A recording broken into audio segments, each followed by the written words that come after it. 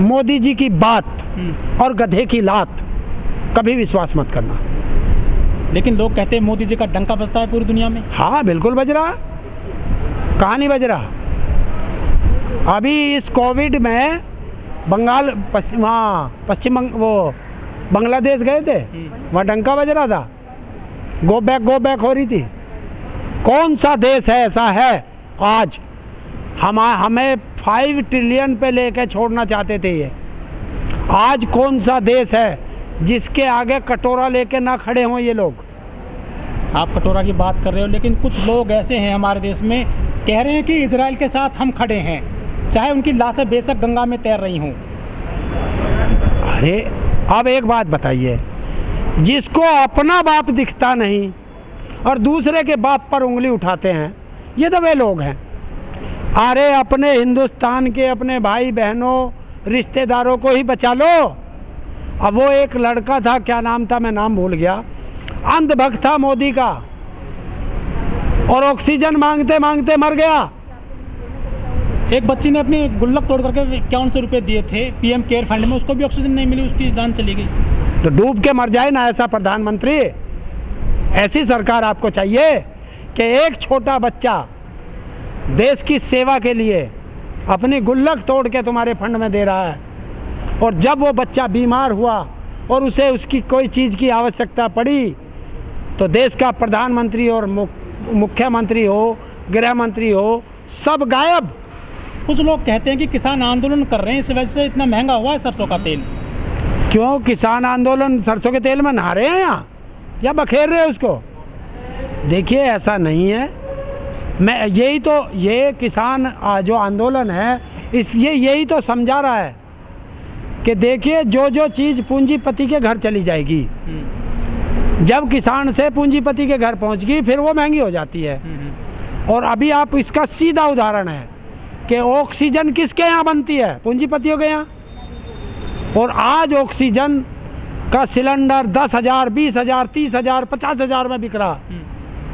तो कैसे बिक रहा? पूंजीपतियों के यहाँ है। और जिस दिन ये अनाज जो किसान कह रहा है पूंजीपतियों के गोदाम में चला गया, तो फिर आप बता दो मुझे, ये गरीब मजदूर मध्यम वर्ग कैसे रोटी खाएगा? अनाज नहीं मिलेगा, नहीं मिलेगा। पूंजीपति अपने रेट पे बेचेगा। किसान 6 महीने के लिए अपना राशन लेकर के आए थे शुरुआत में। जी हाँ। वो राशन तो खत्म हो गया होगा आपका। तो अब तो नया आ गया हमारे। अब तो हमने चक्की भी लगा दी अपनी, ताज़ा आटा पीसेंगे, ताज़ा खाओगे। अब तो हर किसान 1-1, 2-2 बोरी दे रहा है। तो इतना अनाज हो गया, इतना राशन हो गया कि इस बार तो लगता है कि 1 या 2 साल का इकट्ठा हो चुका है। पीएम केयर फंड में पैसा लिया देश से, सब उद्योगपतियों ने दिया, देश की जनता ने दिया, चाहे किसी ने 10 रुपये दिया उसमें, और वो पैसा गया कहाँ? कोई हॉस्पिटल बनाया हो, कोई वेंटिलेटर खरीदा हो, और बताया जा रहा है, ऐसा मीडिया में आ रहा है कि जो वेंटिलेटर पीएम केयर फंड से खरीदे गए वो नकली हैं, तो उनमें दलाली खाई गई। वो वेंटिलेटर ख़राब है, उन वेंटिलेटर पे जो पेशेंट पहुंच जाता है उसकी मृत्यु हो जाती है। तो ऐसा क्या है? कौन सा हमारे देश का प्रधानमंत्री हो, गृह मंत्री हो, कौन से हॉस्पिटल का निरीक्षण किया है ये बता दे।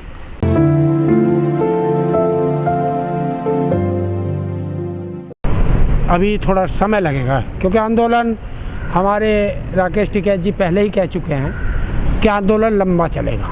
लेकिन हरेंद्र जी, पहले किसान कहते थे कि 2 मई के बाद में सरकार बंगाल से दिल्ली आ जाएगी, असम से दिल्ली आ जाएगी, तो सरकार कुछ करेगी, उससे पहले किसान कुछ करेगा 2 मई से पहले, 2 मई के बाद में नहीं। देखिए अब जब इतनी बड़ी महामारी चल रही है तो उस महामारी में भीड़ ना इकट्ठी की जाए, तो इसलिए जो संसद कूच का था वो भी कैंसिल किया गया। और अभी थोड़ा सोशल डिस्टेंसिंग और मास्क का पालन, ये थोड़ा बीमारी अब डाउन होने जा रही है, कर देंगे, जिस दिन चाहेंगे उस दिन कर देंगे। राकेश टिकैत जी के 1 घंटे के अंदर किसान यहाँ आ जाएगा बॉर्डर पे, एक बार वो आवाज़ लगा दे बस। ये गुमराह किया जाता है, जनता का ध्यान भटकाना,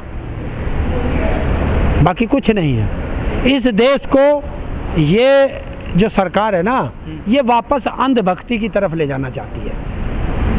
मैं फिर वही कहूँगा कि इस मोदी ने 2 काम किए अपने जीवन में जब से प्रधानमंत्री बना। एक इसने जो है पटेल का स्टैचू लगाया जिसमें आज इस महामारी में ताला लग गया। दूसरा इसने जो है अपने नाम से स्टेडियम बनाया, उसमें ताला लग गया। और अगर पिछली सरकारें इतनी नालायक थी तो अगर वे हॉस्पिटल ना बनाती तो आज बताइए देश की जनता कहाँ इलाज कराती। लेकिन ये तो कहते हैं कि कांग्रेस ने पिछले 70 साल में गड्ढे खोदे हैं, हम उनको भर रहे हैं। हाँ बिल्कुल, ये सारे गड्ढे खराने जो प्रधानमंत्री है या गृह मंत्री है उस नेहरू के हॉस्पिटल में ही तो जाए, एम्स में। बता मोदी ने कौन सा बनाया हो? क्या नहीं है? बता बीजेपी ने कौन सा हॉस्पिटल बनाया हो देश के अंदर? अगर ये हॉस्पिटल पुरानी सरकारें नहीं बनाती तो बताइए देश की जनता कहाँ मरती। आज गांव के अंदर जाइए आप, गांव के अंदर कोई घर बच रहा होगा जिसमें बुखार नहीं हो। और लेकिन उत्तर प्रदेश का ढोंगी मुख्यमंत्री जिसको पता ही नहीं है कुछ भी, वहीं बैठा कह रहा है उत्तर प्रदेश बिल्कुल चंगा है। देखिए, आपदा जब भी आती है देश के अंदर किसी भी तरह की हो, वो बीमारी हो, बाढ़ हो या कोई ऐसी कोई प्राकृतिक कोई आपदा आ जाए, उसमें जो नेता होते हैं, अधिकारी होते हैं, ये आपदा में अवसर ढूंढते हैं और आपदा में अवसर इनका आता है। आपको मैं ये बता देता हूँ कि हिंदुस्तान के अंदर इन नेताओं का, अधिकारियों का और जो ये पत्तल चाट पत्रकार हैं जो सरकार के गुलाम हैं, गोदी मीडिया कह लो, उन्हें कुछ भी कह लो, आप इनकी संपत्ति की जांच करा दो, पता चल जाएगा आपको।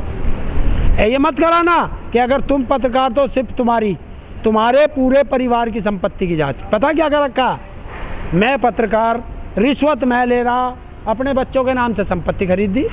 जो तानाशाह होता है ना, वो अपनी आलोचना सुनता नहीं है। भाई मैंने ऐसे कार्य क्यों किए कि ये भाई मेरी आलोचना कर रहा है या तुम मेरी आलोचना कर रहे हो। और आलोचना को कभी भी ये मत लेना कि ये मेरी बुराई है।